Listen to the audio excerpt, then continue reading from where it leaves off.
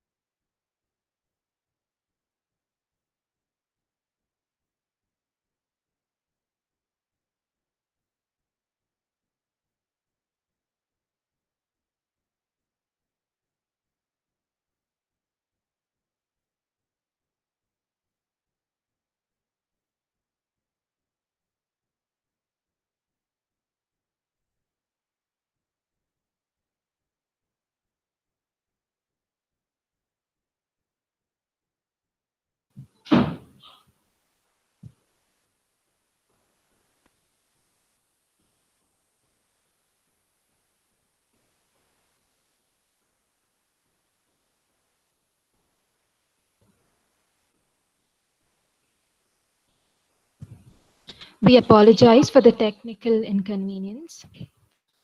Without further ado, it is now time to introduce to you our renowned resource person.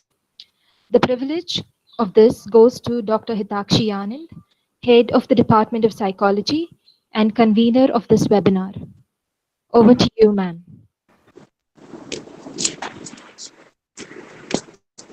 Thank you, Athena.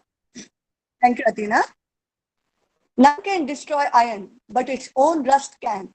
Likewise, none can destroy a person, but his own mindset can. By Ratan Tata. This quote clearly states that only we are responsible for our state of mind. So, if our mind is clear without any impurities or negative thoughts, then we will feel strong and confident. If we allow negative thoughts to take over, then we start attracting more negative situations that make us feel weak. So, to facilitate us to rebuild and become resilient by giving us an insight into our potentials and abilities, we have with us today our resource person, Dr. Jackson Juden Fernandez. Dr. Jackson has completed his doctorate from Bharatiya Shiksha Parishad, Uttar Pradesh. His thesis is titled A Detailed Survey on Influences of Religiosity and Paranoid Experiences. To his credit, he has produced 40 research papers, 20 publications in national and international journals, and 2 book chapters. He has graduated in psychology from the Goa University. He completed his post-graduation in counseling psychology from SDM College, Ujire. He holds a postgraduate diploma in theory and practice of yoga from the Institute for Yoga and Consciousness, Andhra University. He holds a postgraduate diploma in human resource management from Karnataka Open University. He teaches yoga in different organizations. He has written a very successful book titled 100 Dynamic Principles. He also teaches ballroom dance like salsa and jive in various organizations. He has released an English song album titled Ecstasy, Power of Love, which has a collection of 6 melodious songs and 2 extreme tracks. He is a practicing counseling psychologist where his counseling skill caters to all age groups. He is also skilled in administering various psychological therapies. At his center, they offer counseling online where one can communicate with the professional counselor about any psychological problems caused by stress, relationship breakdowns, and trauma, lack of self-confidence, and other emotional problems of life, like sexual, alcohol, or drug-related concerns, using text and video interaction. Dr. Jackson has also been the resource person for various national and international webinars. To mention a few, webinar on increasing emotional intelligence was hosted Cisco WebEx, which had around 1,000 participants. A 1-week international FDP program on self, society, and personal development, in which Dr. Jackson was one of the resource persons. Dr. Jackson is happily married and is blessed with 2 children. We are indeed glad to have you as our resource person. With this note, I would like to welcome Dr. Jackson, a very good friend of mine, once again. Welcome, and over to you. Good morning, everyone. Can you hear me? Yes, sir. Yes. Okay, thank you. So I would like to start with thanking St. Agnes College for giving me this opportunity to come here as a resource person and share my experiences and knowledge, and may my knowledge and experiences help all the participants on this, and on those people also, for those who are on YouTube. So they can also, and one more thing before we start, kindly keep a pen and paper handy. As we go through this presentation, we will jot down some notes and some few exercises because this is a hands-on experience, and I have 1 hour 45 minutes to complete it. So we will go side by side. We will complete each task. We will basically work on your emotions, how to get over through this unprecedented times. So keep the pen and paper ready, and I will start with my presentation. Let me present now.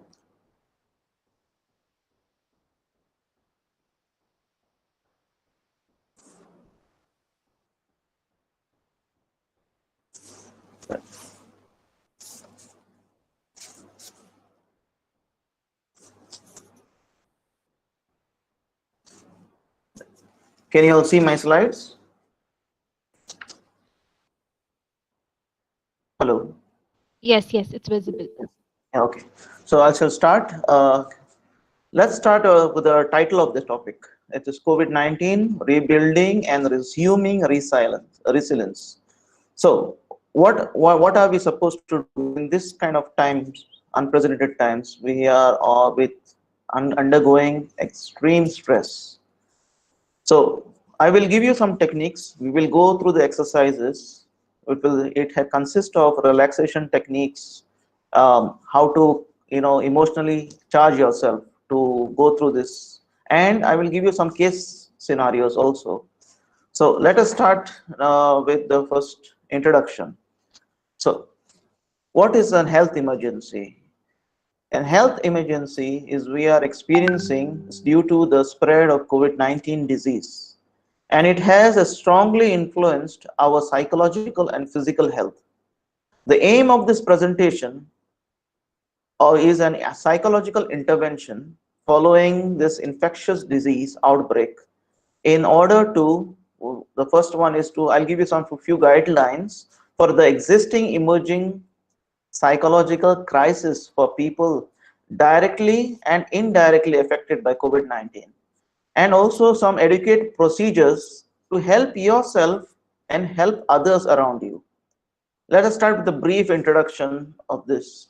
In December 2019, that's last year, the Chinese authorities informed the world of the rapid spread of a new type of virus, initially named CoV 2019, identifying its epicenter in the city of Wuhan, belonging to Hubei province. In February 2020, the International Committee on Taxonomy of Viruses assigned the definitive name for the new coronavirus as SARS-CoV-2.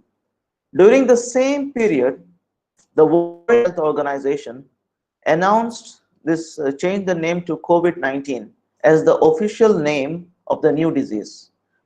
And it is to identify the severe acute respiratory syndrome caused by SARS-CoV-2. In this context of an infectious disease outbreak, much has been written and said about this epidemiology of infectious disease. So actually, this is an emotional epidemiology, which is the part which has been neglected. Everybody is looking at the financial part of it, but the emotional part is when we as human beings, witness it, suffer it, go through it. So currently we are living in under a stressful condition of forced quarantine, isolated at home. I'll give you some examples. Ordinary isolation ward, intensive care unit, characterized of self-isolation, social distancing, separation, accompanied by deep loss of freedom, uncertainty, and intolerance of uncertainty. Quarantine is often characterized by negative emotions such as fear, anger, and frustration, which may lead to anxiety, boredom, and feeling of uneasiness, which endorses a negative belief about individual ability to cope. Even in the worst case scenario can be seen for the vulnerable mental health patients within our community. they are also at risk of developing more anxiety during this pandemic time. And particularly if they are not treated for anxiety, they become more susceptible and they become uncertain. Now let us look at the factors which seem to negatively influence our system during the quarantine period. The first is the duration of the quarantine itself. See, we're getting extensions after extensions. People are not able to go to work. Universities, colleges are closed. Then the fear to get infected and spread the infection. Many people are anxious that they may get this, in fact, they may get infected from people who they don't know, or maybe from the close ones, because this infection cannot be seen. Or some of them are anxious that they may spread this infection if they think that they have it within themselves. That is without testing. Then the feeling of frustration and boredom. This is also which negatively influences. And then the inadequate supply capacity. Since we do not know how long this pandemic will continue, we don't know how much supply to hold in our houses, how much of things we require to consume. So the normal tendency is to hoard items. Then lack of sufficient and salient information. Since we are in the world of social media, we are bombarded with lot of information which comes left, right, center, but we don't know the correct information because everyone, they give the information from their point of view. Now recently there are some institutions and universities worldwide, they have activated an online counseling services using social media platforms, emails or electronic letters to promote psychological help for those in need. Some of the psychological issues generated by this disease are, that is psychosocial, that is abnormal mourning of the death of loved ones. These are for those people who have lost their loved ones during the COVID-19 pandemic, and since they were not able even to go for the burial or even to meet them or pay their last respect. So this has caused a lot of grief for those who are grieving or who are in grief. Then the home quarantine and disruption of daily life. We as human beings are used to certain way of functioning, like those people who are going to school, those who children are in school, those people who go to work. There's certain kind of a cycle which has been disturbed now. Then we have this increased sensitivity and obsession about cleaning and washing, as well as having anxiety, worries, and psychological distress. Since during this pandemic, everyone is told to wash their hands, clean the surfaces in your house, clean the floor regularly so that no infection or nothing enters your house so that you don't get infected. Some people go overboard, they clean their hands till the skin dries out. They clean the floors 8-9 times a day. So this has, some people are witnessing OCD, that's compulsive disorder. So let's go to the next one. Let's look at the basic psychosocial issues generated by this disease. Also, there is a closure of schools, universities, offices in some areas. Some have reopened now, but most of them are closed, as well as social, educational, recreational, even home-related effects of disrupting these routines. Many people used to play in the evening, go for a walk in the evening. So all this has been hampered because of these unprecedented times. Then increased sensitivity and overwhelming condition in certain carriers due to the controlling and curing of this disease. Certain carriers have been pushed forward, like those of the healthcare workers. Normally they were doing an 8-hour shift, now they are doing 12 or 16 hours of shift. So this also gives them, they put them on the edge. They also have a lot of psychological and social issues, because even when they come back home, the healthcare workers, the people at home always in that mode that they're scared that they may bring those illness back though they may get infected and they may spread it back home or in the society. Thus, it's all on the news, so we can, it's general now. So a general psychosocial distress in society, as well as problems caused by rumors and debilitation of social capital. As you know, the government has to spend more money because there is no income, but they are trying to spend more money on the hospitals set up and trying to, help the citizens to overcome this. This uncertainty is how long the COVID-19 pandemic will last, the loss of jobs, the decrease in income, suffocation. There are some people who are suffering from suffocation from staying indoors. Their fear of catching this novel corona infection and the fear of loved one getting infected. These are some of the probable reasons why COVID-19 pandemic is stressing you out. In fact, there are a lot of studies leading to this, that stress level among the people is increasing. So let's look at the effects. These are some of the effects. There will be a lot of effects, but I'm just generally noting down few of the effects. Stress can negatively affect your mental health. If you do not curb your stress levels, your mental health might end up taking a severe hit. Chronic stress can lead to mental health issues such as anxiety, panic attacks, and clinical depression, or even aggravate to such a condition in case of someone already suffering from a mental health issue.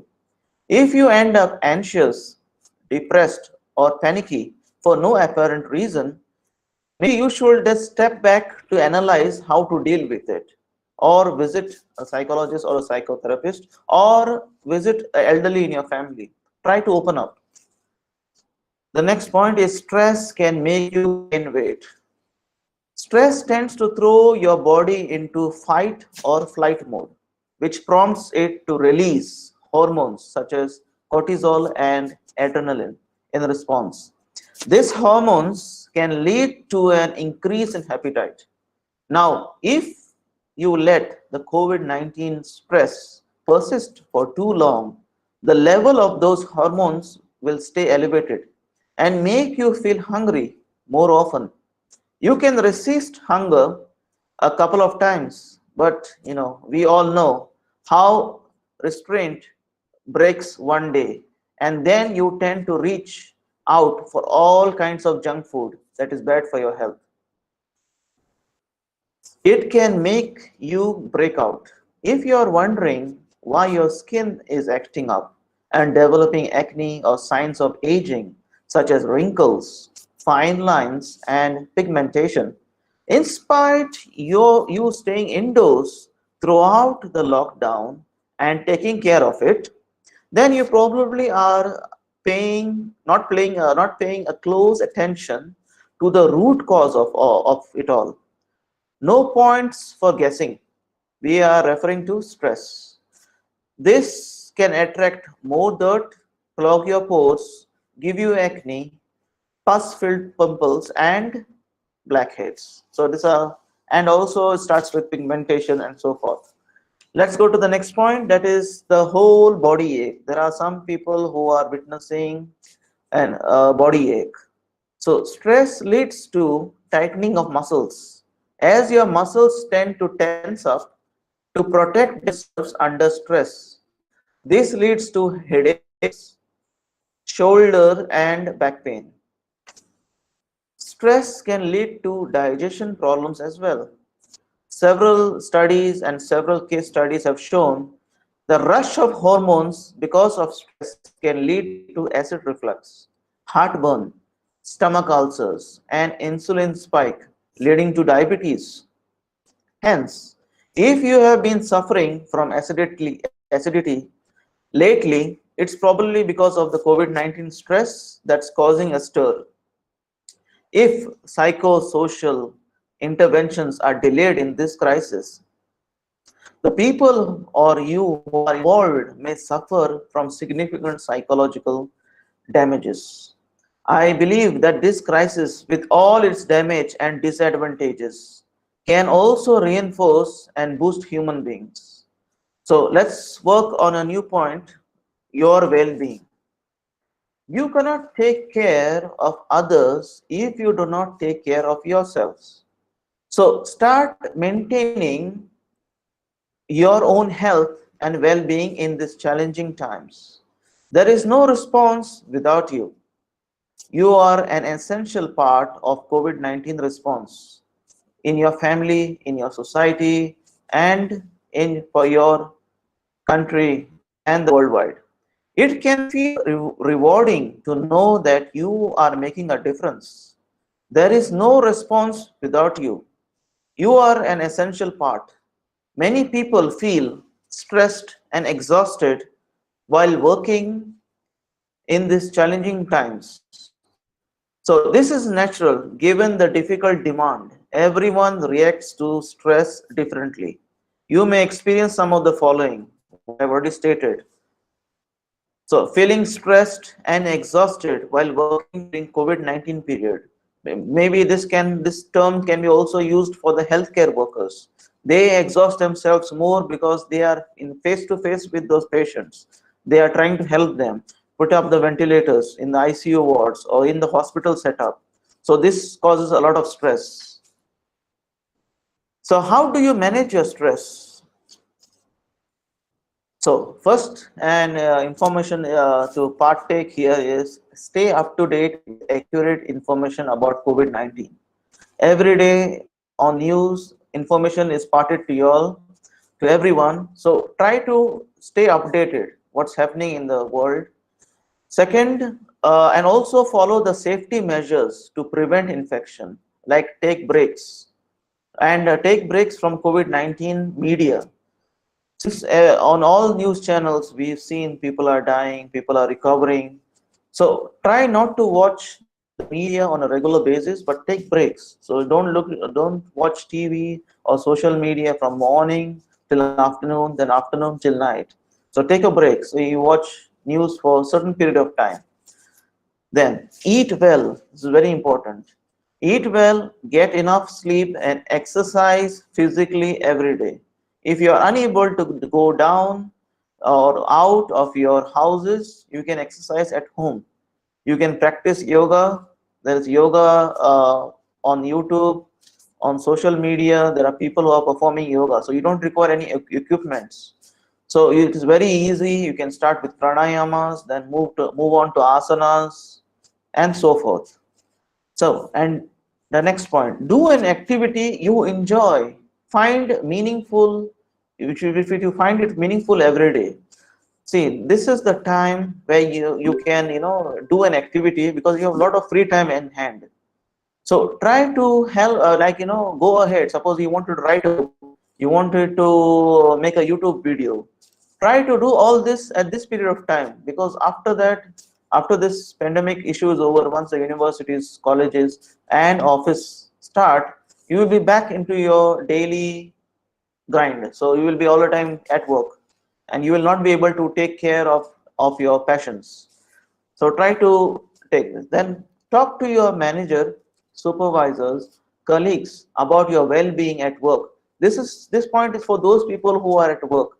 Some of the people they have this fear when they go to work that they may get infected or spread.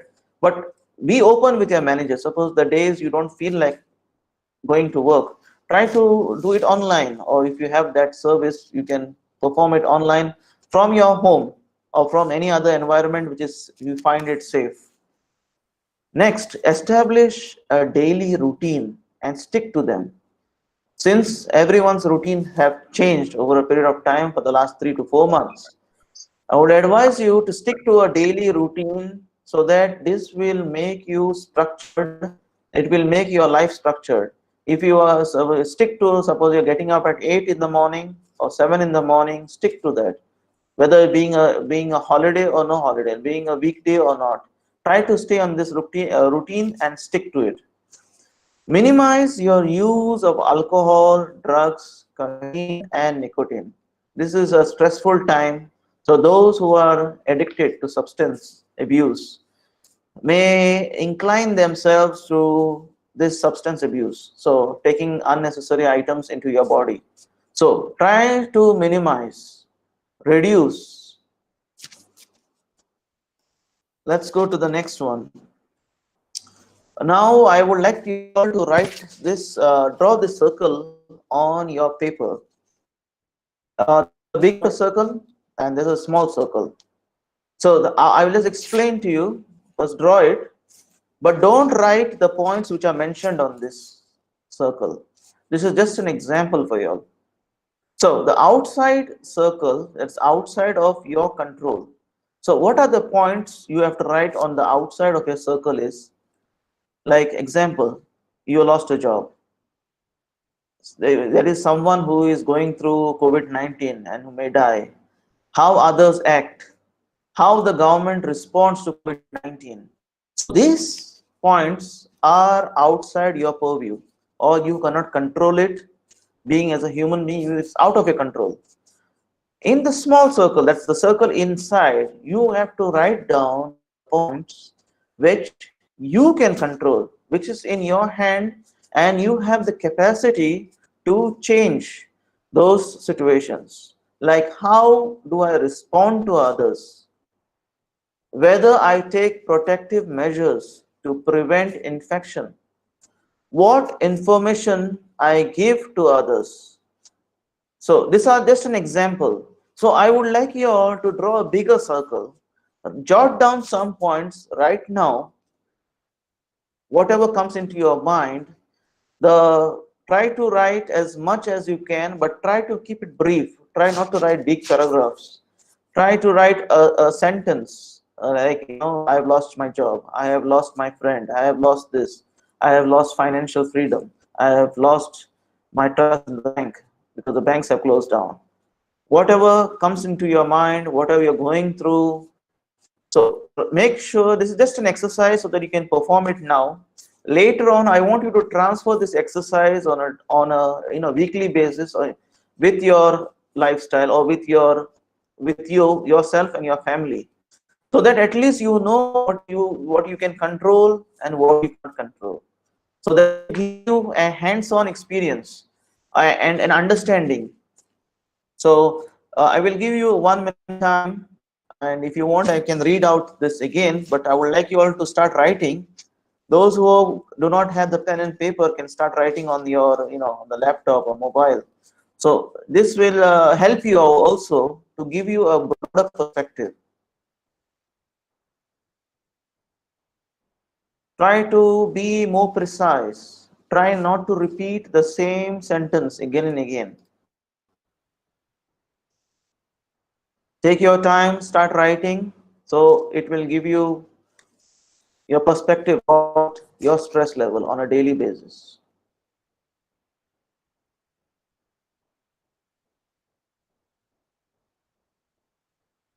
Let me, those who are writing, continue writing.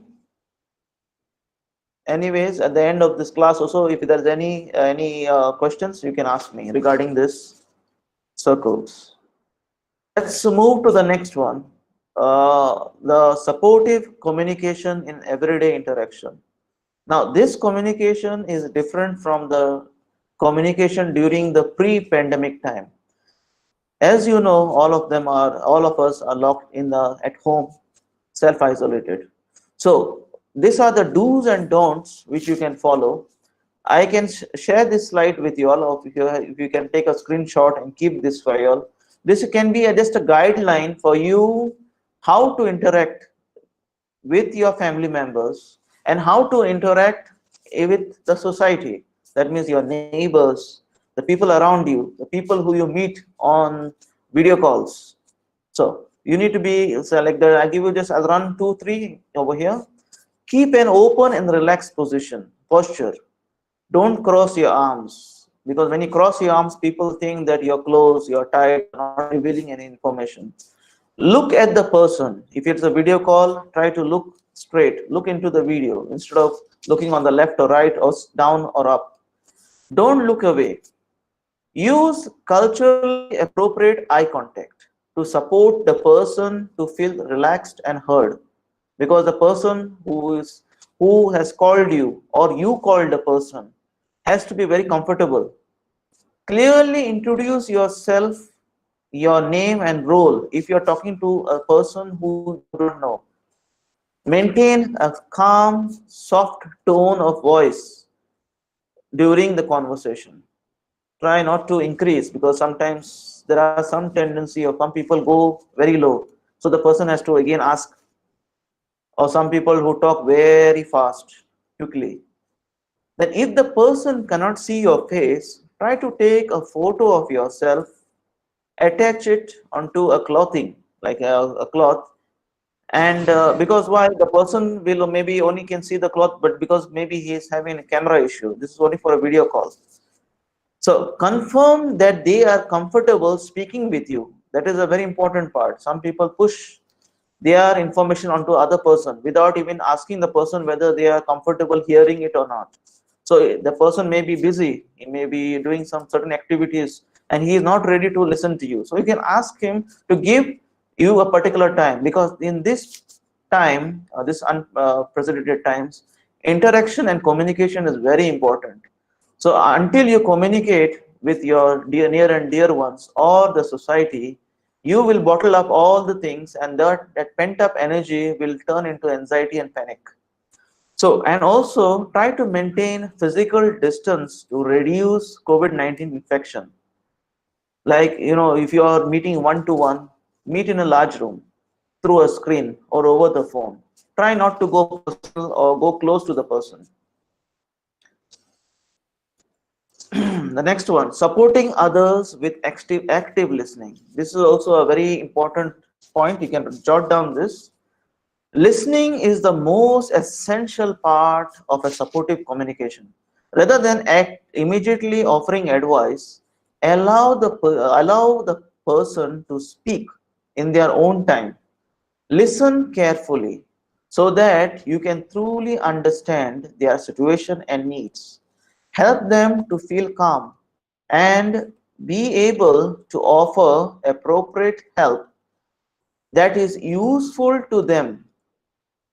Listen and learn to listen with your is my screen presented?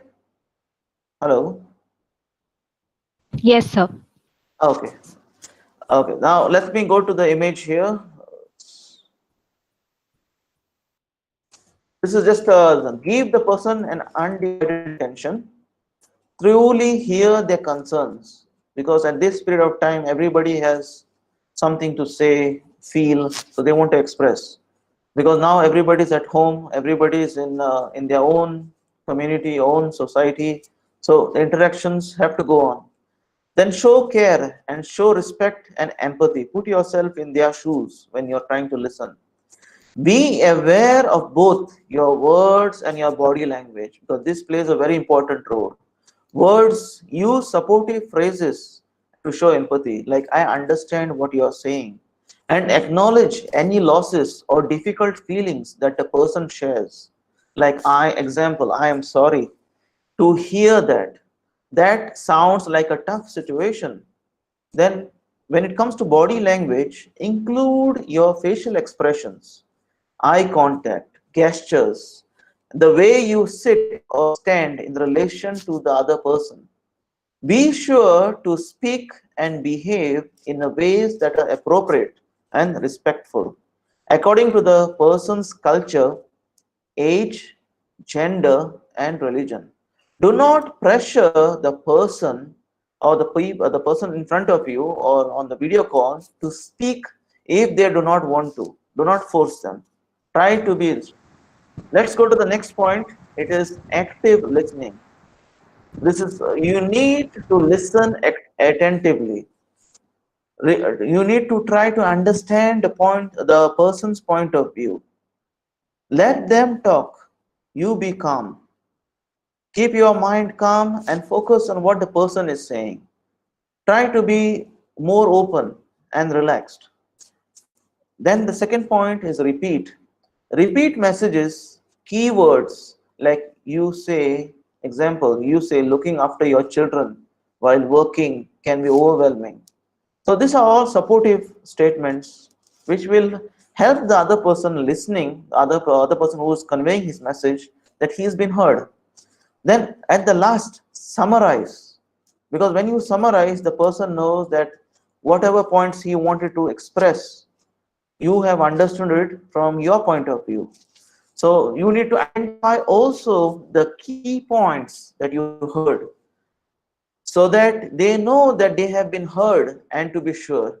So these are the 3 points which you can jot down and you can practice in your daily life to be an active listener. Because this points, why I'm trying to stress is because now people on social media, they just send a message and then, now they a lot of messaging and they don't, they don't follow up. So when you don't follow up on a message and when the person is conveying a message, at least you acknowledge, I have received your message, I will reply later. So people affected by COVID-19 pandemic may also need this. First, now these are the people who are already affected. There are some in the as all are the participants, but there are many people who are around COVID-19 people, like who are already suffering. First is to give them information. Then you must tell them where the treatment is, how to care about them, how to keep them safe. Update them of the local area if they don't know how to approach a doctor, or if you help them out. If they have an impact on their work, help them to call their supervisors and tell them they're not feeling well or they're unable to come to work. Then the next point is accessing food, other essential services due to physical distancing. If you can provide food for these people or help them to source food for them, it will be a great help. This is for some, like access to alternative burials, because there are some times where the burial places are full. They cannot accommodate because of the high rate of death. Like in US, they had a situation where people were routed to a different burial sites, but people had to, they were confused. So if you are well equipped, you can, pass on a message, this place is free, this burial site can accommodate. Then ways to ensure that dependents are looked after is like the caregivers in hospitals or isolation. Let us go to another method here. It is called stop, think, go method. It's a very simple method. So let's start with stop. This is in the same lines of communication, because communication is a key role if you want to help someone or help yourself. Help the person to take a pause. You have noticed, or maybe you've seen in movies also, even if when person is high stress, they talk very fast. They have these rapid talks. They talk so fast that you cannot even understand what they are saying. So we must help the person to take a pause. Consider what the problems are the most urgent. You cannot help the person from every aspect of the problem you cannot help, but some part of the problem you can help the person. Then help the person to use the circles of control. This is the one which you have done, the first exercise, to identify and choose the problem which they can do something about it. The circles, out of the circles, those problems are not within your purview and his purview to help. So tell him to draw a circle, or you help him to draw the circle. Next, think. Encourage the person to think of ways to manage that problem. Ask these following questions. What have you already tried doing? Is there anyone who can help with managing this problem?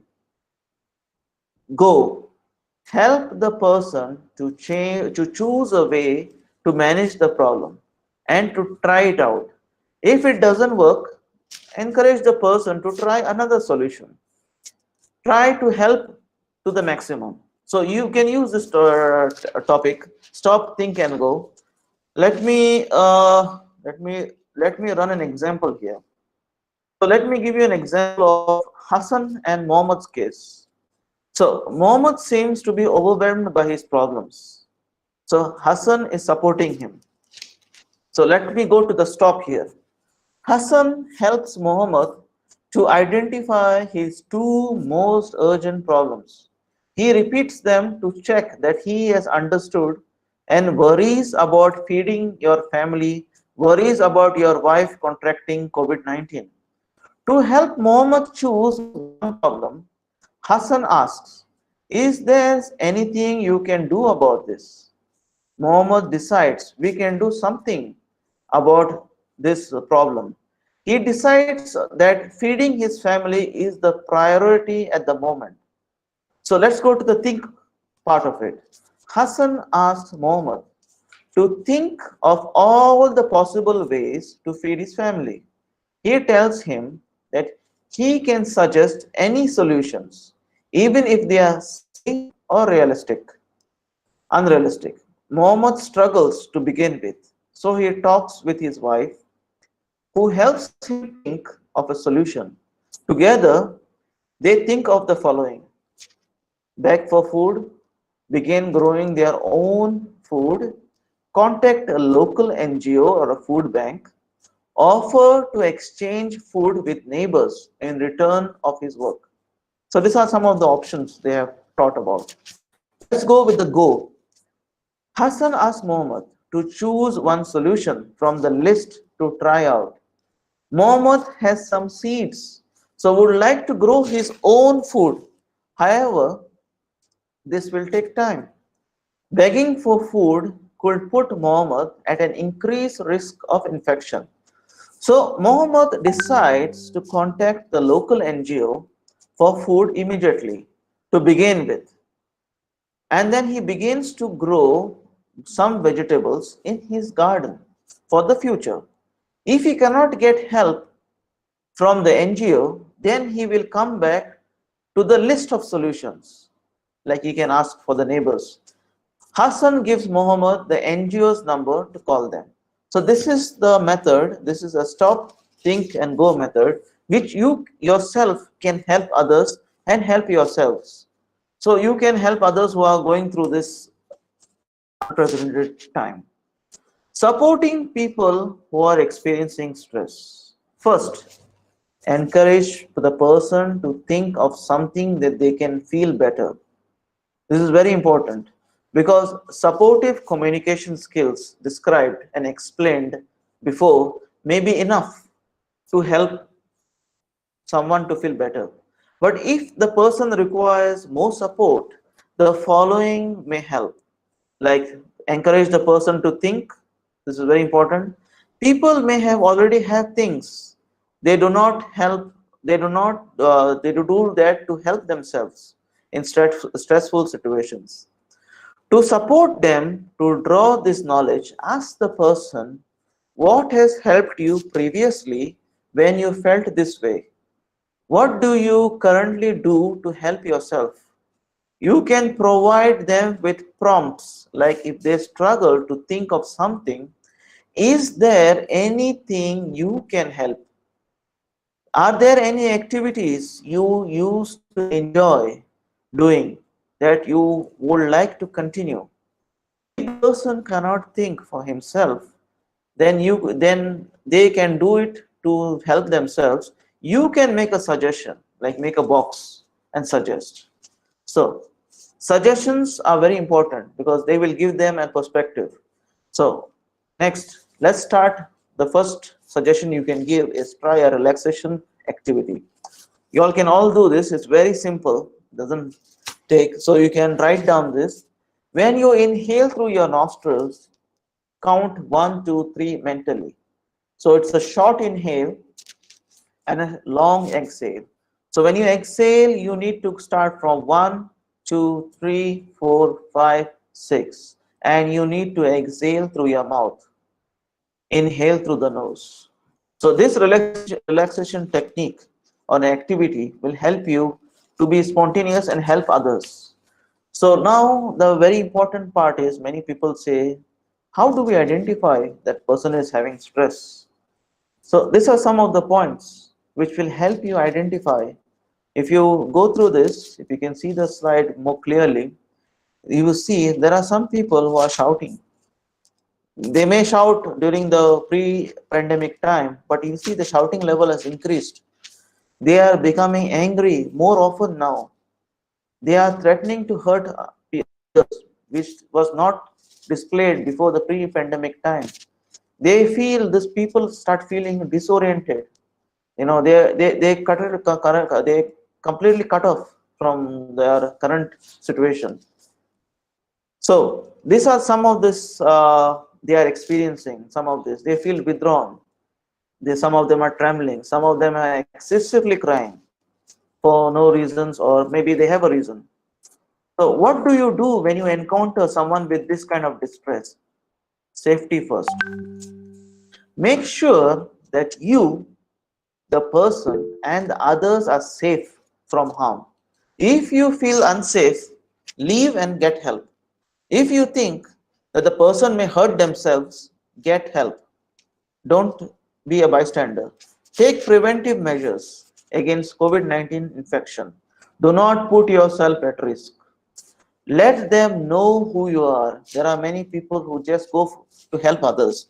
But if you introduce yourself properly, introduce yourself clearly and respectfully, your name and your role, that also can help. Ask them for their name so that they can address themselves to you. Keep calm. Do not shout at the person or physically restrain them. Listen. We have already gone through this. Use your communication skills, what I have told, active listening. And do not pressure the other person to talk. Let him talk at his own free will. Try not to push him. Be patient and reassure them that we are here to help you. Offer practical comfort and information. If possible, offer the person a quiet place to talk. A non-alcoholic drink or a blanket if the person is shivering. These gestures of comfort will help them feel safe. Ask them what they need. Don't assume that you know. Help people regain control. If a person is anxious, support them to breathe slowly. The breathing technique, which was shown before, is very effective and can be done on the spur of moment. If the person is out of touch with their surroundings, remind them where they are, the day of the week, and who they are. Ask them to notice things in their immediate environment. Help them to use their own good coping strategies and to reach out to supportive people in their lives. So even you can approach other people who are supportive, who have supported you in the past. Provide clear information. Provide means you first get the information, reliable information yourself, and provide the same to the people around you. So make sure that you use the words that they can understand. Keep the message simple. Repeat it or write it down if needed. Ask them if they understand and have any questions. Stay with the person. This is very important. Many people, they convey their message, do the active listening, and then they just disappear from the scene.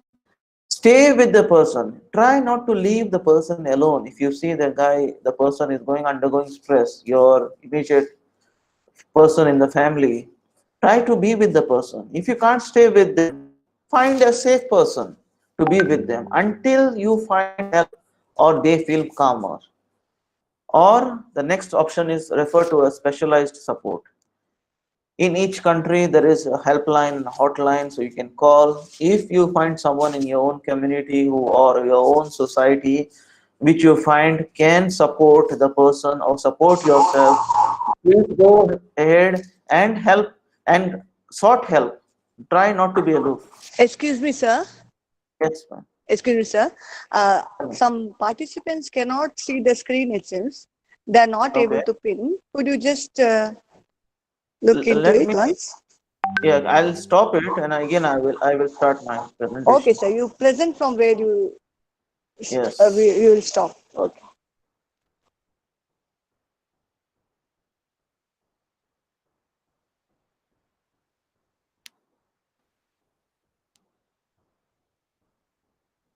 Yes, ma'am. Can you see my screen? Hello. Hello. Yes, yes, yes. Okay. Yes. Thank you. So let us move to the next point. Helping in specific situations. Now, This is also very important. This is for yours, for your situation, and for the others around you. Make sure that people who are vulnerable, marginalized situations are not overlooked. Anyone can be vulnerable. And however, some people are based on their barriers, bias, stigma associated with the specific identity. So those who are vulnerable and marginalized, I include that people at risk who are currently experiencing COVID-19 symptoms, who are under violence, who are discriminated, and these people require your immediate help. So if you have this situation, kindly go ahead and help these people out. So if you can provide them food, a better way of, so more you help, also you start communicating, and also it will be an exercise to stress out your and vent out your feelings. Next, try, if there are any care homes around your vicinity, try to be supportive there also, though, and help those people who are already working in those care homes, like the nursing homes, institutions. That also includes hospitals who have, because these people, and there are some older people, and older people, for example, are at higher risk COVID-19. If you have, the older people around you, try to be more supportive, because if they get COVID-19, they are more susceptible to this illness, and so they may experience, these people experience heightened anxiety.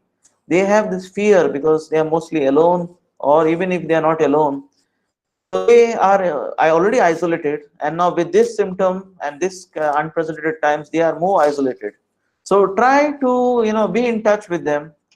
And also women and girls are also affected by COVID-19. So like emergencies, women and girls also have high level of vulnerability, such as increase in duties of women in caring for the elderly and the ill family, and also the siblings who are out of school.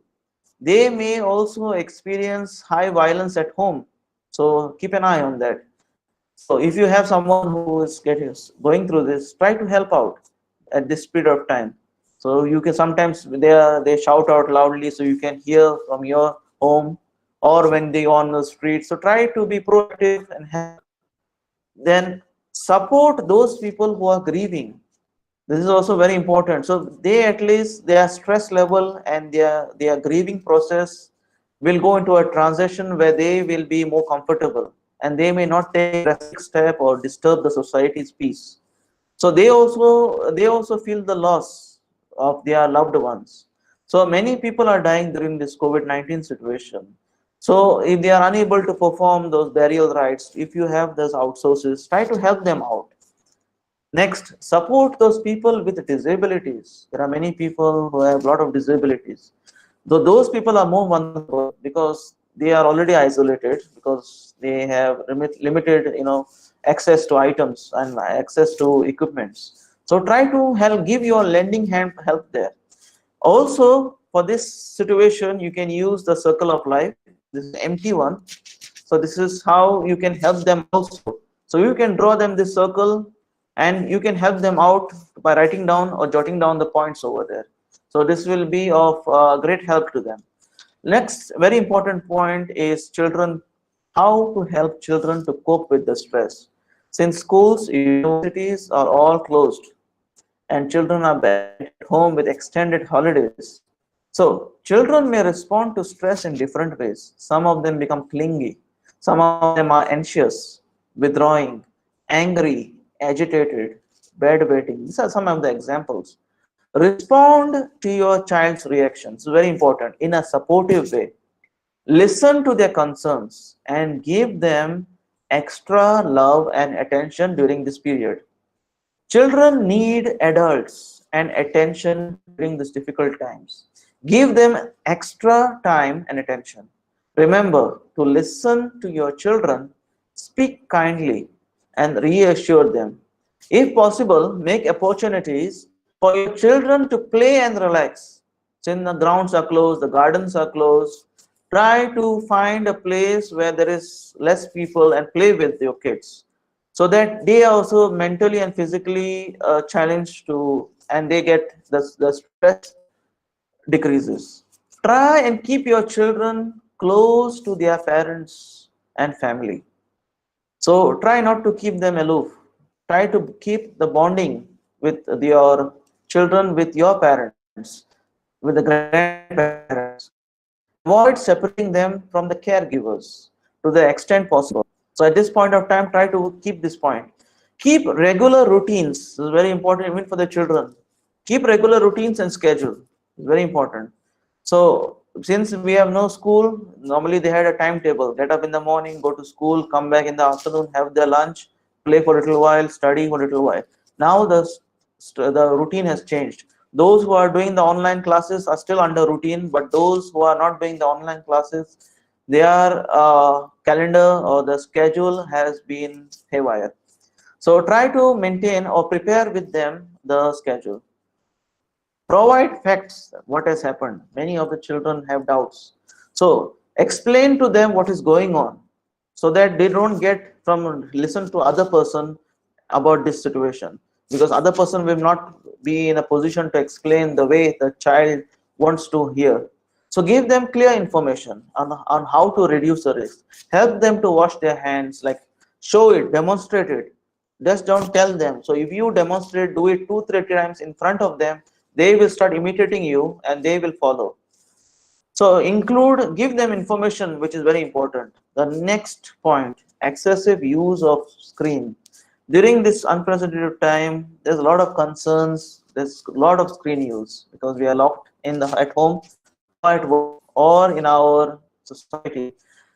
And many of the children, they go into this. There's a lot of health risk of excessive screen time or gaming.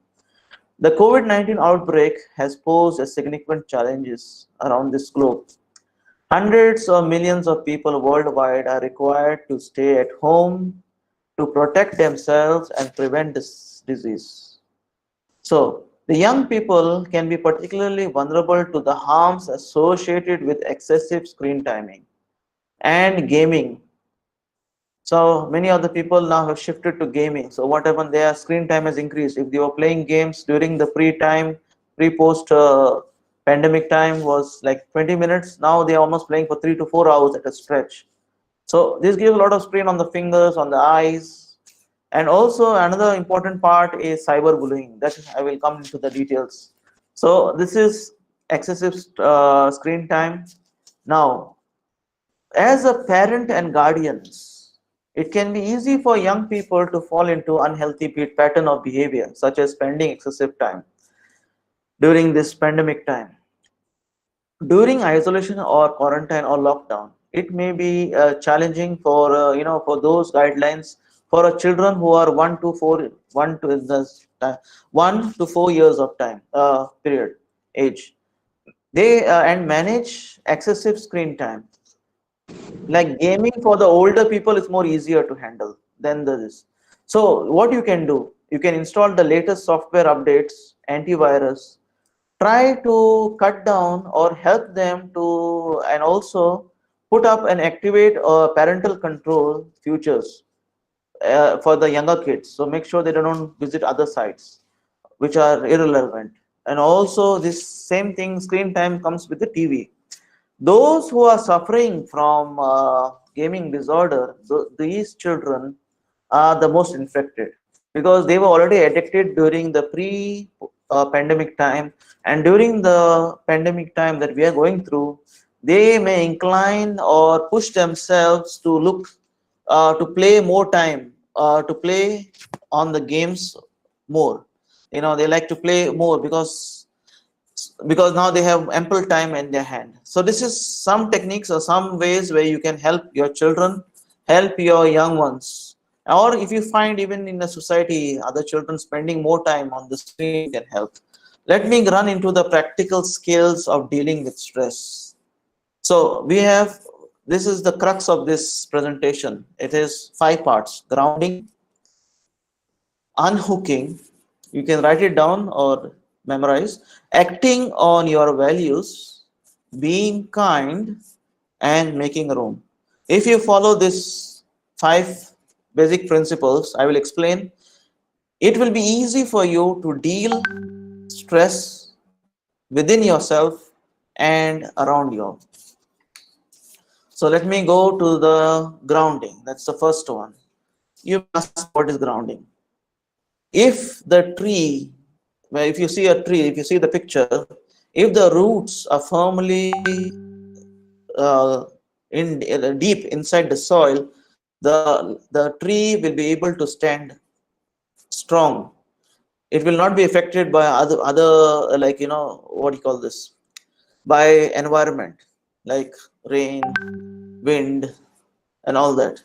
So what are the stress? Now let me, before giving the grounding, let me explain to you what are the stress levels that we are going through.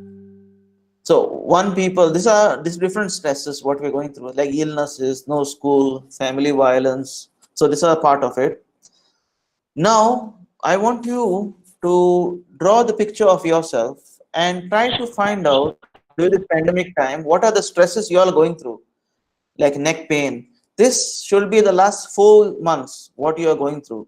So if you can write down, I just drew this picture so that you know exactly what. This is an example, like heavy chest, lump in the throat. These symptoms you should be witnessing for the last 4 months since the pandemic has started. So if you have any of this, just write it down on the paper so that, and you can express yourself with this. Even you can even go ahead writing skin rashes, infections, bowel movement problems, like that. So there can be also another symptoms like you cannot focus, get angry, you cannot sit still, you are having difficulty to sleep. These are some. You worry a lot, cry a lot, feel more tired, you don't have appetite, and all this. So now the major problem, the major thing in the thoughts is thoughts and feelings. These are very important. So let me give you an example. For one moment, you might be playing with your children, but the next moment you might be hooked by a difficult thought and feeling. See, this is the thought which is caused by stress.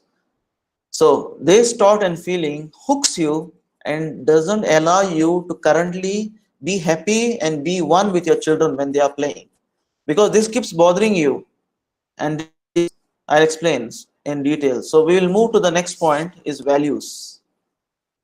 So 1 second. Yes. So what are the values? Sorry, 1 second. So I'll just explain to you a little detail of what is hooked. So there are many types of hooks here. Like when something is on a hook, it cannot be, the hook can trap it in a way that you get hooked by difficult thoughts and feelings. So one moment you are like, I'll give you another example. Is my screen shared? Hello, ma'am? Yes, sir, we can see it. Okay. Yes. So like say you're sharing a meal with your family. The next moment you are hooked by angry thoughts and feelings. So what will happen? The whole environment changes. Just because of your thought and feeling, the other people having meal with you will get affected. So this is a difficult phase. So to understand this hook, and let me go on to the values. Many people ask, what are the values? The values are loving, wise, attentive, committed, persistent. They are responsible. These are some of the values which are within us. They are imbibed in us. So, for example, these are the values which I have given you. Let me go into the next part. Is in stressful situations, there are difficult thoughts, there's feelings which normally pull us out of these values, like this. If you see the picture, there are two types of values here. One is towards values, one is away from values. But the stressful situation and the hook, which is connected to the thoughts and feelings, make sure that you are not on the same line, or you're not enjoying the present scenario. So let me go into the detail here again. So what can we do? There's always a question over here. So what can we do about this? So we need first is to how to focus, how to engage and pay attention better. This is very important. So when you are drinking, I'll give an example. Do you give it your full attention? Like when you're drinking water, do you give it a full attention, or you just drink you're drinking the water. So when you give full attention to the activity, it is called focused. So you are focused on it. Then, but when you are hooked by thoughts or feelings, you are unfocused. So you lose focus here. Then when you do things in an unfocused way, we often do them like the outcome is very bad out of it. Now, there are many ways to practice engaging in life is focus. You can practice this skill with any activity. It can be also with drinking tea or coffee. Okay. Now, what I do with my thoughts and feeling are not too difficult. Feelings and stories are just painful. Sometimes they are so empowering that they can turn into an emotional storm. So let me go into the emotional storm. This is a very important part. Now, I want you to write down on your paper what you mean by emotion. I have written some examples there, but I want you to tell me what you feel during this emotional storm. Like painful memories, fear of the future, thoughts about being weak, stupid, anything what comes into your mind, kindly jot it down on the piece of paper. So you should know what emotional storm you're going through. So because of this emotional storm, the hook pulls you out from the daily activities. So kindly write down. These are a few examples here. If some of them pertain to you can kindly go ahead and put it or add it into your list. So what do you mean? I'll give you a small example here. So you're on the ground and you are much safer. So imagine that you're on a high ground and you are much safer. You would like to stay on the tree. While you're on the tree, there is a great danger. You need to get down to the ground as possible. So on the ground, you are much safer. And on the ground, you can help others because on the tree, when you stand on the tree, you cannot help others. You can only help others when you're on the ground. So for example, you can comfort others during the storm rages. So somewhere safe, you can hide or you can get there is through the ground. So this is the second. Now let's move to the next part, is unhooking. But before that, let me give you one example here. Same, during grounding, relaxation techniques help you. It's very vital over here to help you with the technique. Let us move to the next one because of the time. That's unhooking. Now, you cannot be hooked all your life and also during this time. So you need to unhook yourself. So when we get hooked by difficult thoughts and feelings, we tend to make away moves, moving away from our feelings. Like, I'll give you an example over here so that it gives you this one. We met into fights, arguments, and disagreements. According to the value, we were not, we didn't have this nature of fighting. We did not have this nature of arguments. We did not have this nature of disagreements. But because the hook, we have gone away from our values and we have started to fight. We have started to have arguments, disagreements. We might withdraw ourselves, stay away from the people we love. These are some of the things when we go away from our values. We might spend more time lying on the bed. So let's learn how to unhook ourselves from these difficult thoughts. So can we, I just have a question here. Can we simply get rid of difficult thoughts and feelings? You can answer that in the chat box. Can we, burn them like rubbish? Can we just lock them up, our thoughts? Can we just, bury them in a hole? Can we just run off and leave them behind? Take a moment to think about this. Have you tried to get rid of those thoughts and feelings? Particularly those thoughts and feelings which have come off late for the past 3 months to 4 months. I'll give you an example so that you can jot down this, like yelling, isolating yourself, giving up, excessive alcohol use, excessive tobacco use, starting an argument, and any other things, any other behaviors which you tried, you have seen is been exhibited during this unprecedented times. Blaming, criticizing, try to figure it out, try to jot it down so that at the end of the exercise you will be able to unhook these behaviors. And also now we need to identify our thoughts and feelings. This is a very important part. So until you know to identify, you will not know. That's why I've started the exercise of writing it down. So you need to write down your thoughts that hook you. It can be a different thought to different person. It can be any thought which is irrelevant or relevant to your life. But try to be more expressive. Try to jot down those thoughts. Are you being hooked by the feelings in your body? Mark those. Suppose there is a thought of hatred. Suppose you are suffering from headache when you get that thought. So that means that hatred thought is contributing to your headache factor. So try to locate that also. Now let's go to the new, you might be asking how to unhook yourself. There are 2 steps which will very important. So write it down, notice. Many of you all say we need to notice it first. Until you notice, you will not know whether you're hooked or not hooked or whether you're having thoughts. So first thing is notice. Second is to name or to label. So when you notice your thought, that is after you wrote your thoughts down, that is the first part, you need to label it. So you can label this as good, bad, or severe.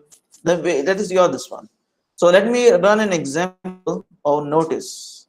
Say I notice you have heaviness in my chest. You have I noticed here there is a painful memory. I notice here there is an anger. Now you start labeling. Here is the tightness in my chest. Here is the pressure on my forehead, in my forehead. Here is the painful memory. So these are some of the examples. I want you all to write it down, jot it down so that you notice and name it. So this will help you to unhook those thoughts and feelings. So this is a very excellent exercise.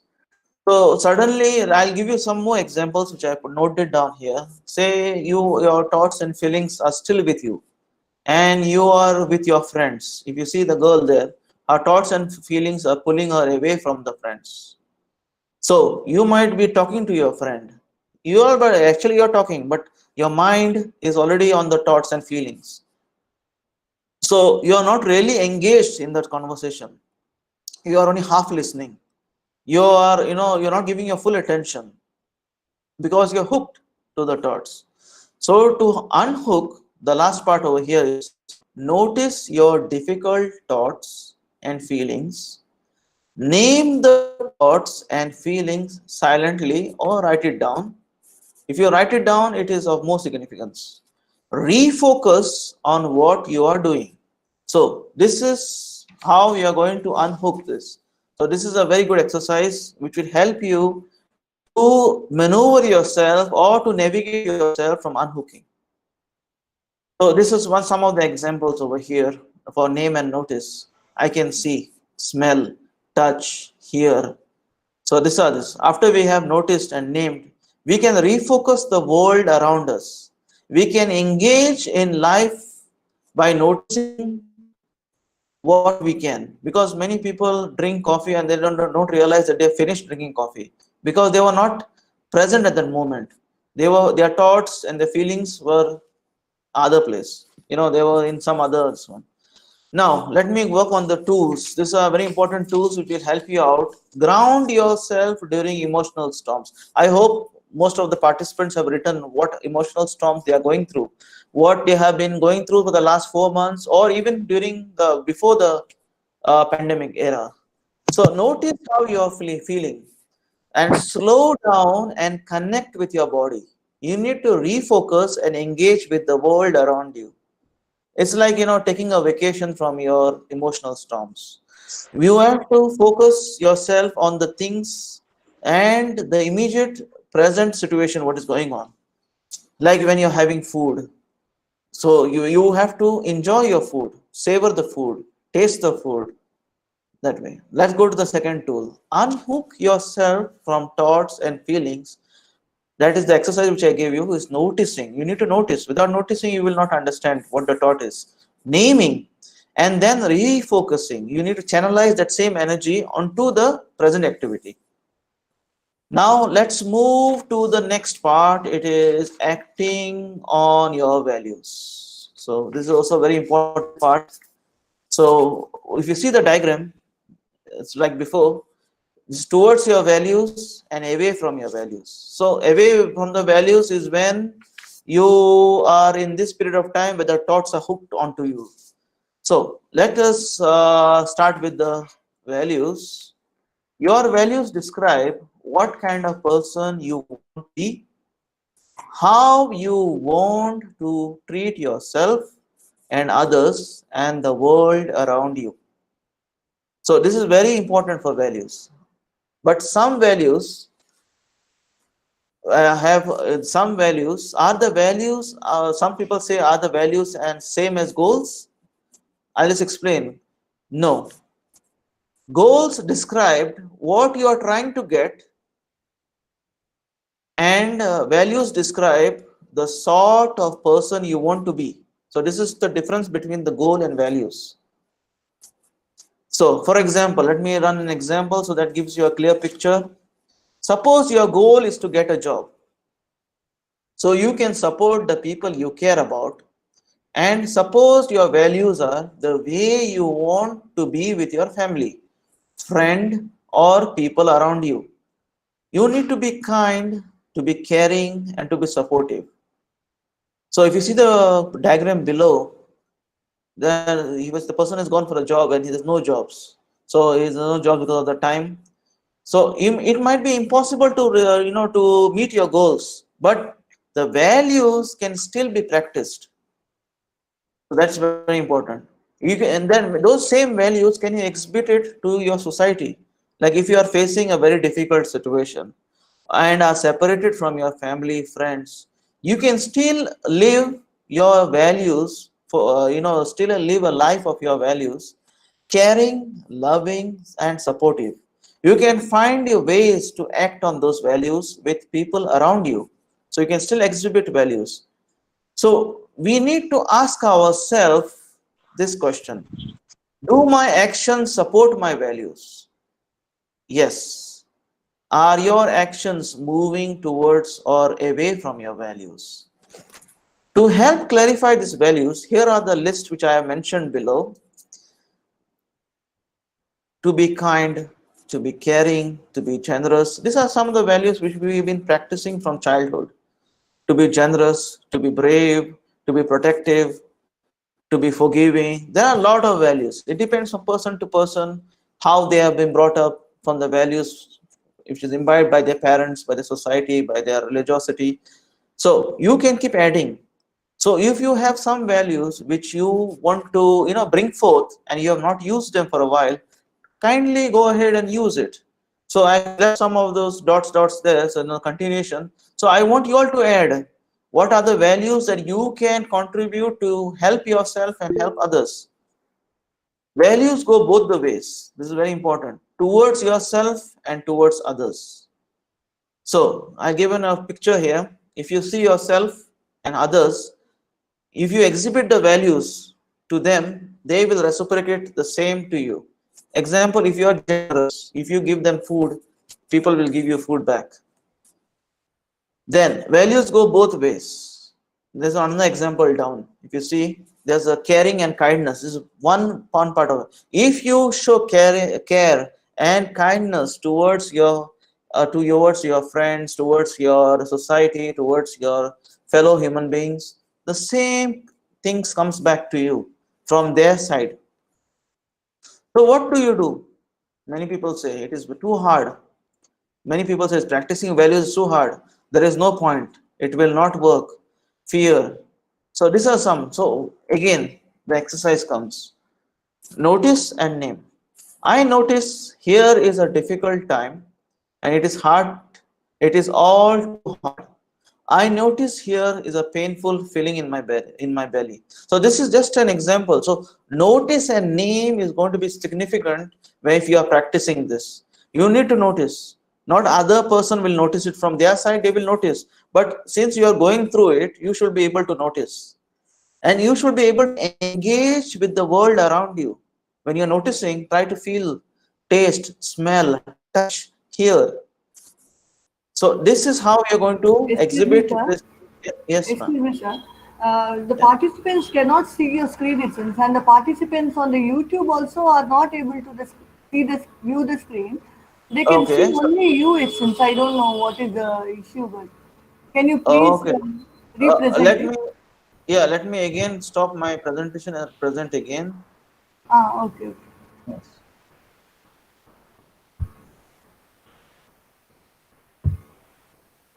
And I request the participants immediately when sir starts presenting to please pin the screen. Yes. Can you all see my screen?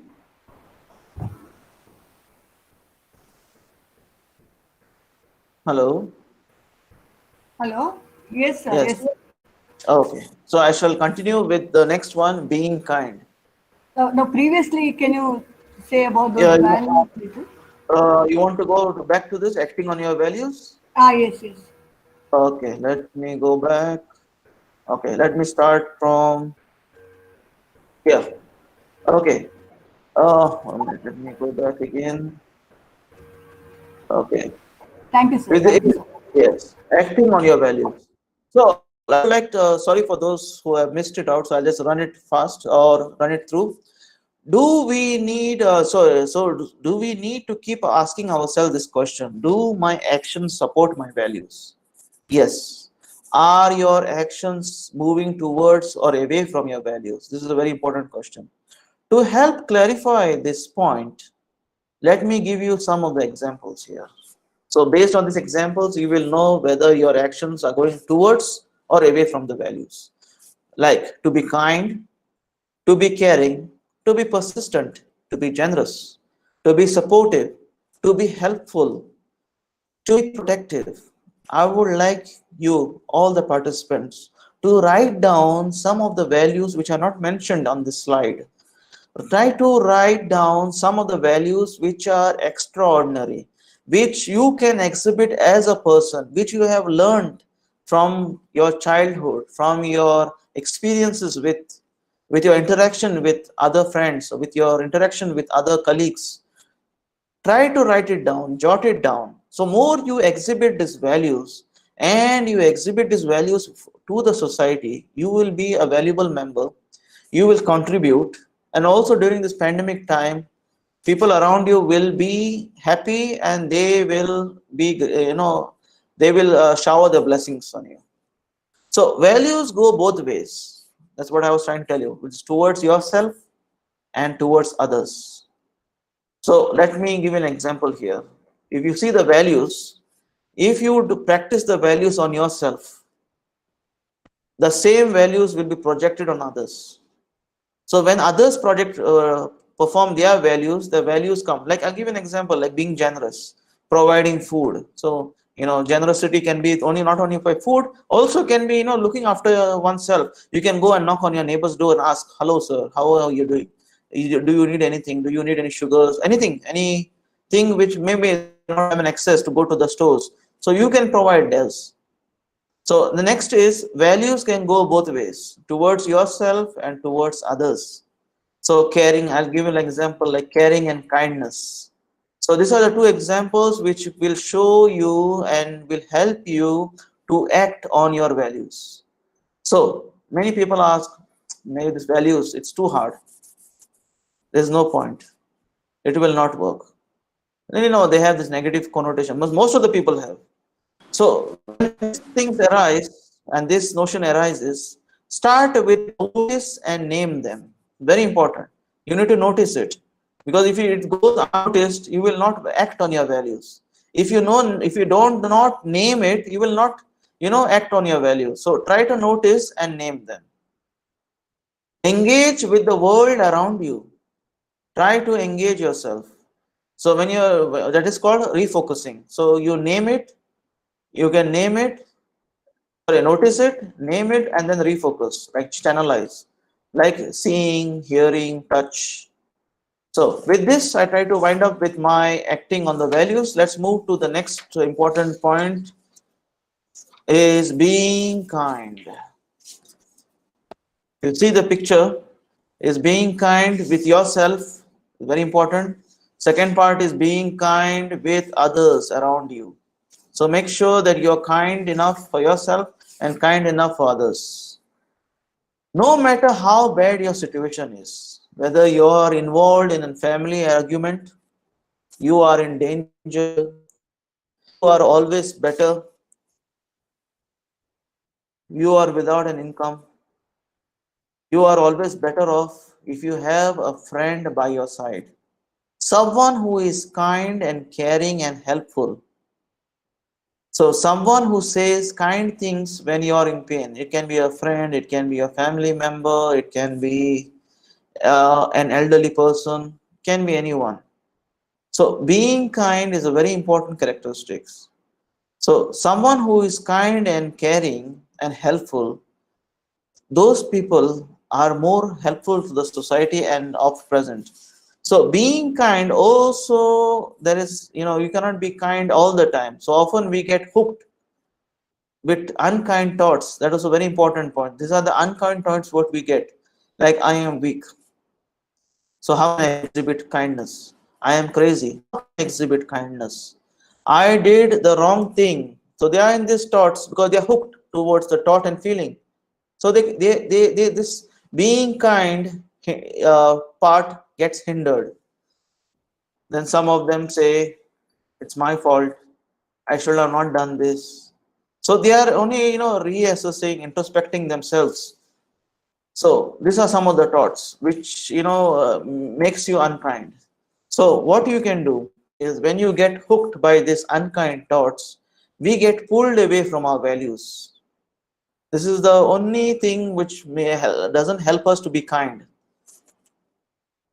So let us work on this one, on the part where once again, let's move on this. So how do you learn this skill? There's a skill called making room. Now this making room skill is the way of you to exhibit your kindness. I just gave an example over here. Like, to learn this skill, it is useful to think about the sky. So try to imagine that it is the sky. The sky has the room for it, or freezing cold.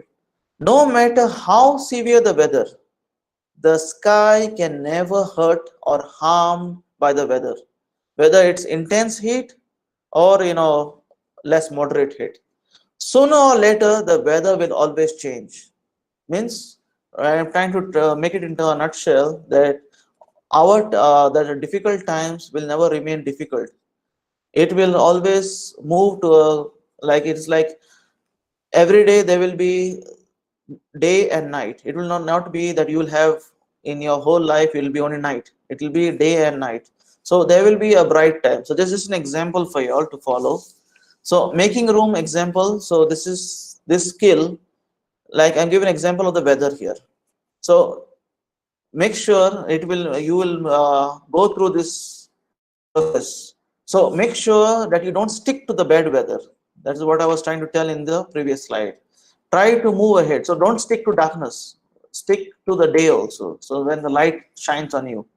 So and we can learn from this sky is make room is for the bad thoughts. This is the difficult thoughts and the feelings without being hurt by themselves. If you see, the weather is always unpredictable, but it doesn't affect the sky.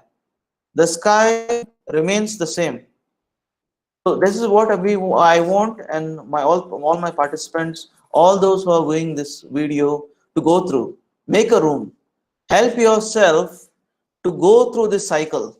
So you need to unhook yourself. You need to name name the thought and the feeling, and try to move. And then you can also use the relaxation technique part of it.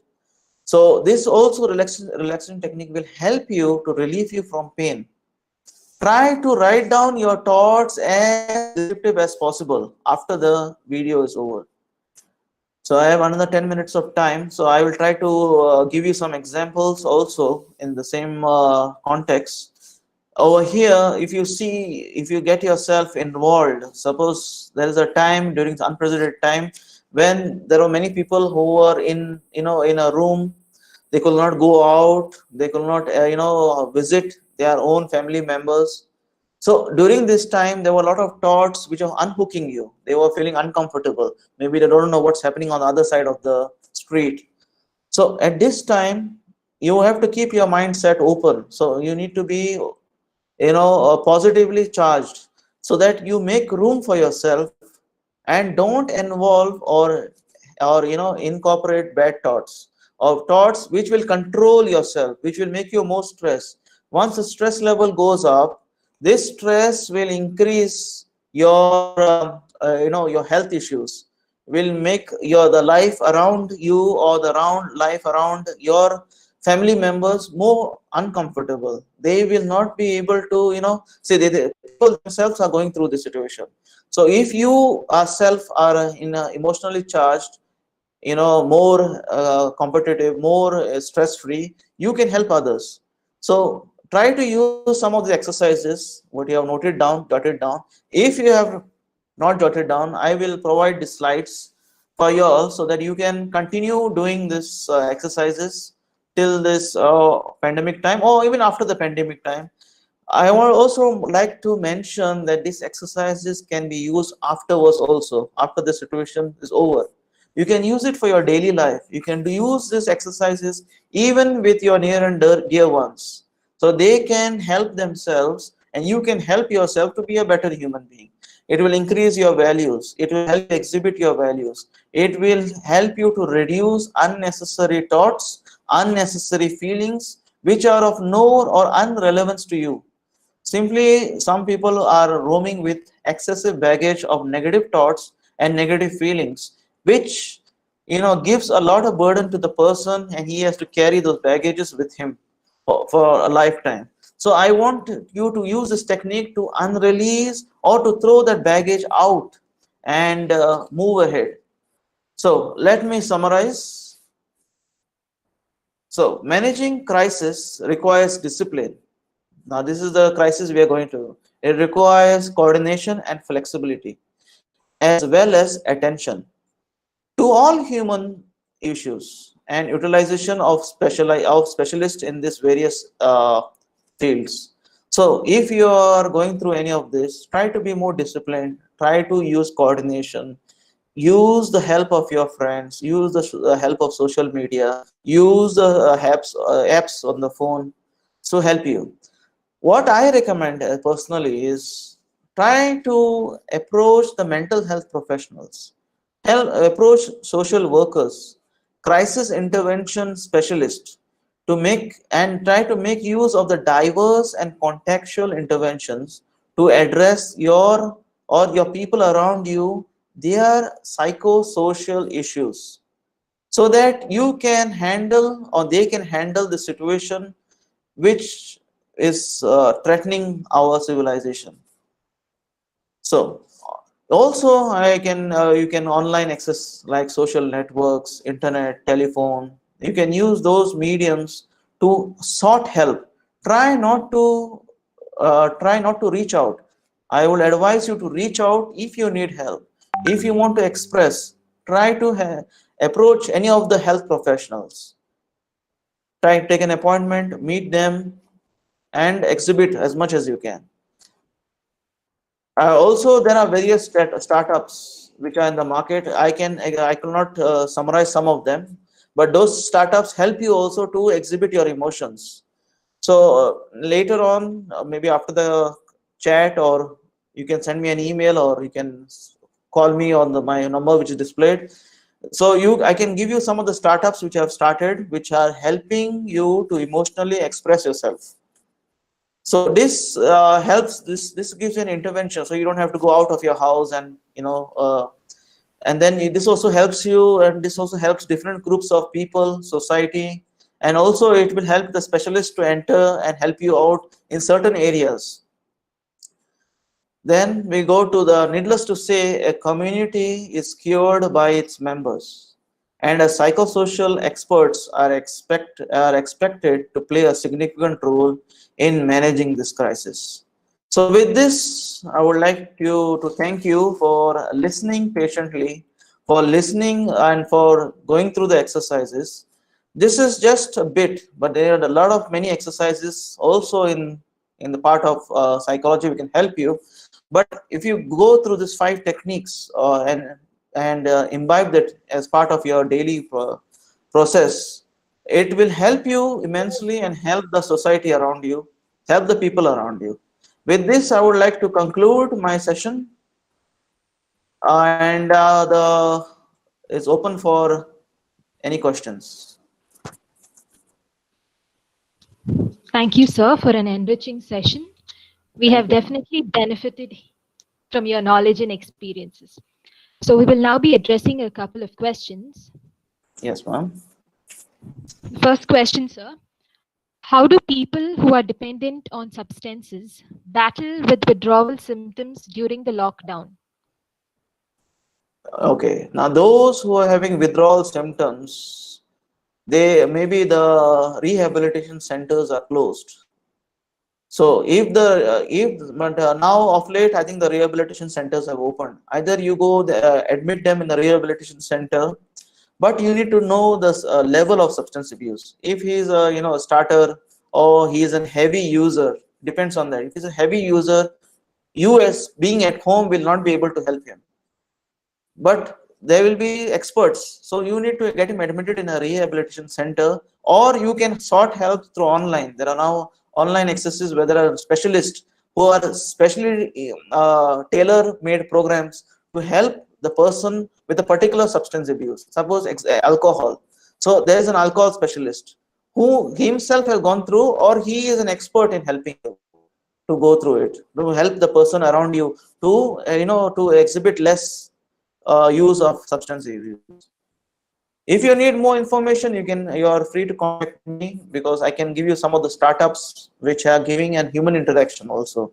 So you don't have to take the person to a rehabilitation center, but you can help him cure himself at home himself.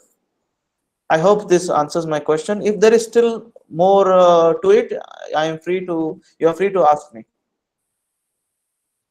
Yes, sir. Thank you. Next question. How important is it for a mental health professional to seek help? A mental health professional, that's a very good question. We as a psychologist, we try to listen to others, try to take their help others, but we ourselves may have a baggage, and we have baggage from the others also. So as a mental health professional, it is better to relieve we need to approach someone else or someone in the similar field who can help you through therapy or non-therapy, or who can give you a listening ear to just reduce your emotional baggage, so that you can function properly, or you can think properly, you can act properly. So I would advise all the mental health professionals also to sought help. Not that they are also vulnerable, because now of late a mental health professional are supposed to handle 3 or 4 cases a day. Because of this pandemic issue, they're handling 20 to 30 cases. So when this 20, 30 cases keep piling up onto the mental health person, he gets burdened, because he has his own daily schedule, daily activities. So all those things get hampered, and he may start exhibiting anger, anxiety, panic. So to help himself, he has to also approach a mental health professional. Yes, you can. The next question. Yes. Yes, sir. Next question. How can we handle domestic violence? Very good question. Domestic violence of late has increased dramatically. Before, husband and wife, children used to go to school, husband and wife used to go to work. Since past 4 months, since there is no jobs, people are at home, domestic violence has increased tremendously. Now, to reduce domestic violence, we need to again here try to jot down and name some of the factors. Suppose, give you an example. Let's me run examples here, because this is a very broader topic. We cannot funnel it down to one therapy or one kind of a solution. I'll just give an example. Suppose there's a domestic violence. Suppose the husband is or the man in the house used to drink during the pre-pandemic time. He used to drink say 10 ml. And during this post-pandemic time, because he is free, he is mostly in the house, he may increase his dosage. So once he increases his dosage, and if the wife starts giving him, give him activities to do this, to do that, do help in the house, he may outburst. He may, get angry, or he may show an outburst. He may shout at her, which he has never shouted or in his whole lifetime. So this is just an example. I'm not saying that this is a real life situation, but this is just an example. So what she can do is try to distance herself during this time when he's consuming the alcohol, or when he's in that period of time when he's intoxicated. Try to talk to him when he is in good sense, when he is able to help you out. So this is just an example, but this is a very broader topic. It may take me 2 hours just to explain, because I have a lot of life cases, examples, which I can help you all out with this. So it has to be very specific. So domestic abuse is a very broad topic. It can be ranging to both. Even children also are going through it. Even the pets are going through it in the house. Even your whole house gets affected. Like the plants, suppose your domestic also you don't water the plants, so the plants are dying. So all those factors are there. So if you want in more description, I can help you out. You can contact me. So this particular case, so we can go into the details of it. Thank you. The next question, ma'am. So can you suggest any remedies, especially for women and children who cannot report abuse? First, identify the abuse. It can be the smallest of abuse to the largest. Identify it. If you are unable to contact your local authority, try to first fix it up with the abuser. If you are unable to mend the issues with your abuser, try to amend it with the elders in the society. Talk to your elders. Try to get a solution, or try to get an intervention technique so that the elders come inside and help you out from this abuse from the abuser. If that doesn't work, try to go into the society, try to find a mental health professional who can come into your family lifestyle, help the abuser to reduce and to stop this abuse.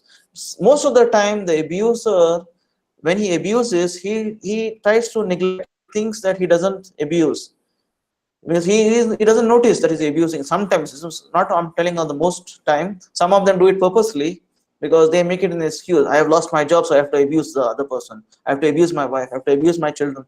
I have to abuse the pets. Some of them do it deliberately. Some of them, they have no control over themselves. So for this, I want to ask you to go out of the, if you don't want to report to the local authority, try to approach your elders, try to approach your neighbors, try to approach the society members who are, try to identify these people first, know them better. If they are unable to help, go to a mental health professional, go to a doctor, or go to some of the religion, whichever religion you belong to. Try to go to them so that they can intervene also and help you out. Thank you. Any other question? Yes, sir. How can students in particular manage stress with regard to exams and future job opportunities? Yes, a good question. To make this answer more simple, I would like to tell you that this pandemic is a very short one. We will move out of this pandemic. Maybe not tomorrow, but in the near future, we're going to move out of it. Those who are studying, the children, continue studies. Regarding the future, nobody has seen, because the job market is going to shrink. So it doesn't mean that you have to get scared. But what I would advise you all is to try to train yourself in those demanding jobs. Try not to go to a general way. Suppose you are doing a field, say example, you want to be a lecturer. So you try to concise yourself to certain topics, certain posts, keep your eyes open on the types of posts which are available, so that you can channelize your energy and learn only those specific skills to enter. The qualifications come by itself. So you are doing your masters, you do your MPhil, you do your PhD, all this will go on.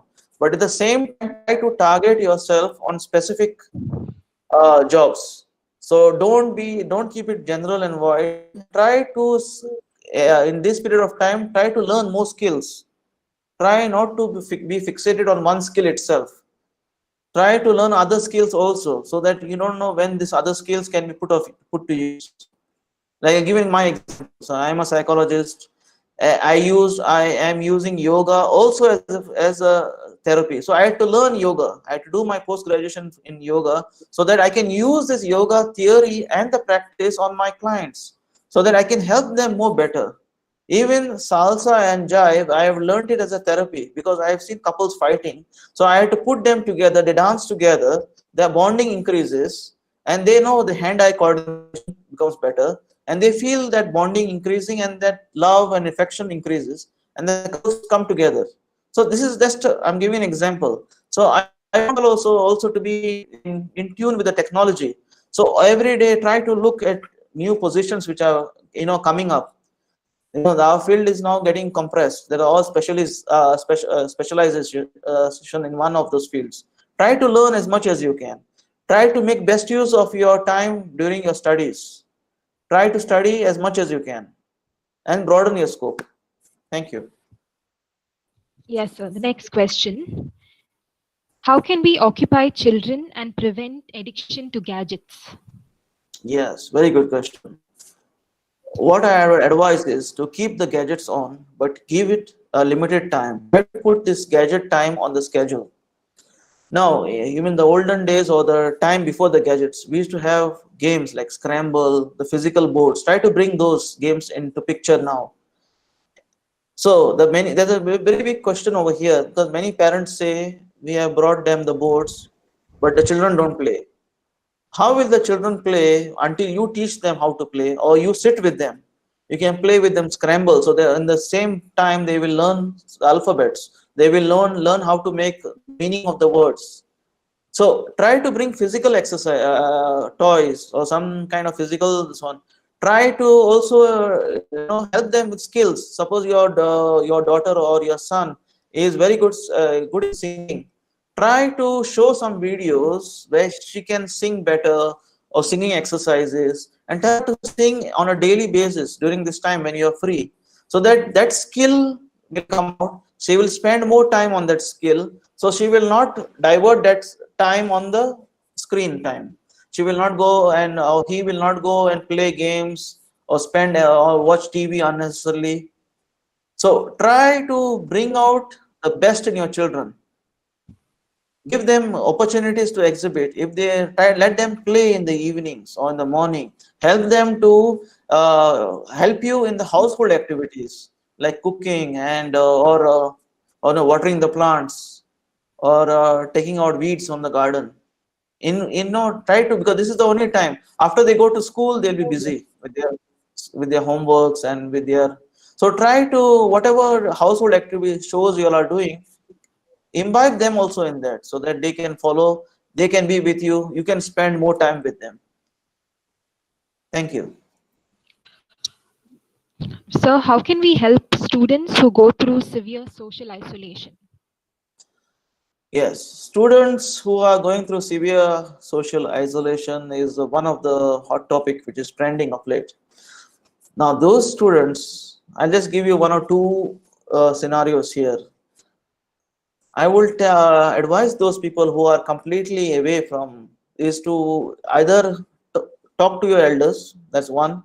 Second thing, try to go into social media, but the social media, you have to be very particular with who the friends you are interacting with, which app, which people you are interacting with. And also try to look at motivational videos and see how people are coming out of those symptoms. Because there are a lot of motivational videos which will help you to express your point of view. Because if you are socially aloof or you don't interact with people, you are emotionally blocked. you do not exhibit, you do not talk, you do not express. So I would like you all to go through this, to exhibit your emotions out, is to talk to your elderlies, talk to your parents, talk to your loved ones, talk to your friends through video call or through face to face. It's your choice is yours, depending on the situation and how you are at your own environment over there. So that is just my only solution right now. But if there is more into it, and if I go into the detail, it will consume more time. So I will not be able to attend other questions. So this is just one part of it. As psychologists, we have therapies, but I cannot tell you which therapy will work where. So the thing is, it depends on person to person because everyone is unique. Thank you. Yes, so we'll take one last question. Yes, ma'am. How can we access mental health care when it is not affordable most of the time? Yes. Now, mental health, see, if you've seen, there are many hotlines now in India and many other countries. Though I have other participants from around the world. Everyone has mentioned the hotline. Some people they cannot access it. But you have to go on the internet and search for free sources. That is one part of it. Means I know some people cannot afford to pay a psychologist. Some people cannot afford to pay because of loss of income, I mean, their reasons, their own particular reasons.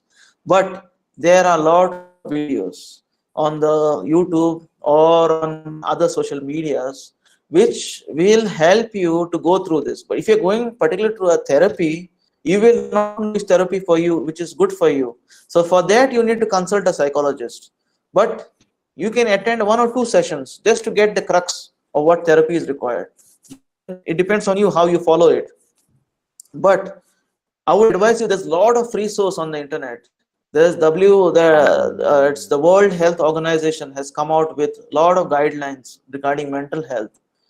If you want, I can share you the link. So that link you can also, that is free source. So you can help, it will help you how to think properly, how to be assertive, how to move ahead during this unprecedented times. Thank you. We'll conclude with the Q&A here, sir. Yes, ma'am. Thank you for addressing our queries, and we really appreciate your valuable insights. Thank you, ma'am. Participants, we now move on to the valedictory. In the words of Emery Austin, some days there won't be a song in your heart, but you have to sing anyway.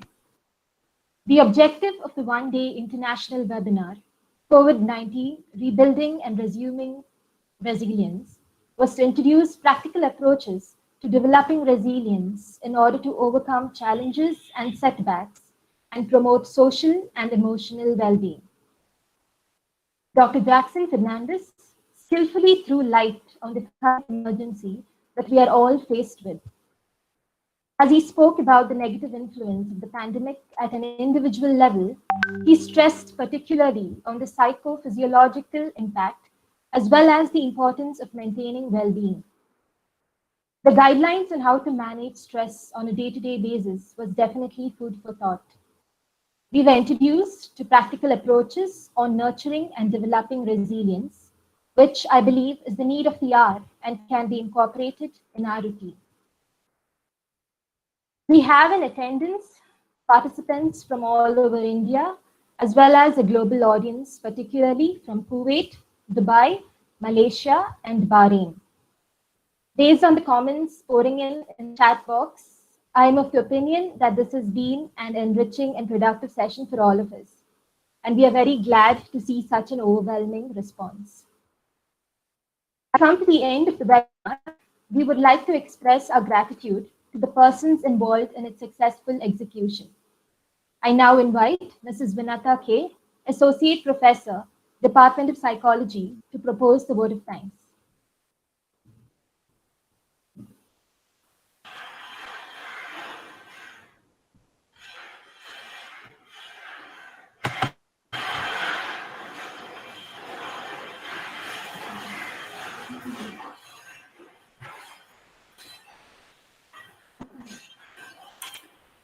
Good afternoon to all. Appreciation can make a day or even change a life. Your willingness to put it into words is all that is necessary, said Margaret Cousins. On behalf of the Department of Psychology, St. Agnes College Autonomous, I take great pleasure to express my sentiments of gratitude to all those who have worked for the success of this webinar. Firstly, I would like to thank our principal, Sister Dr. M. Vanessa AC, for her support and encouragement in organizing this webinar. Thank you, sister. Finding gratitude and appreciation is the key to resilience. I would like to say a big thank you for the resource person of today's webinar, Dr. Jackson Fernandez, for his informative talk on how to maintain balance and stability during the time of crisis, and also manage stress on a daily basis with practical tips and exercises. Thank you, sir. An event like this cannot happen overnight. The wheels start rolling weeks ago. It requires planning and a bird's eye for details. All this has been made possible by the joint effort of our convener of the webinar, Dr. Hitakshi, and the organizing secretary, Ms. Etena Arana. Thank you for organizing this wonderful webinar.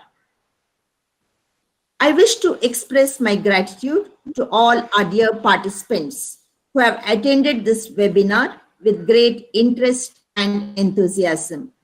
I'm sure this webinar will help you all to bounce back to normalcy in times of uncertainty.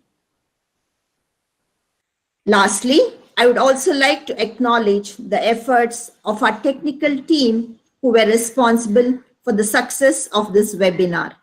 Thank you, one and all.